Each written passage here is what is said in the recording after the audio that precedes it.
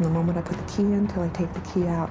My responsibility is driving that car, and I'm doing everything I can to drive that car as safely as I can. We never know all of the risk factors that are working against us, but we can know the good habits that we have working for us.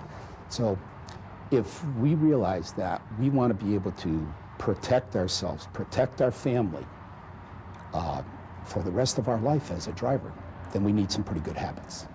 It's like training or exercising. If you practice those safe driving habits, when that circumstance does present itself, when that bicyclist or that pedestrian does suddenly dart in front of you with that stop sign that you're used to rolling through, if you've developed the habit of stopping at that stop sign, then all that training is paid off. Even in that, just for that one little instant, it's paid off.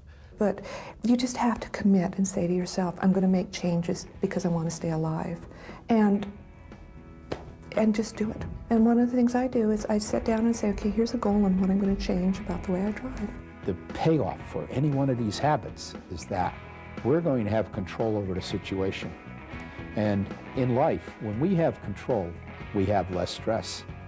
And we're not going to be victimized by our bad habits or by somebody else's bad habits. So it's going to make our day a lot better and the quality of our life a lot better by having these habits. But it has to be there every single time.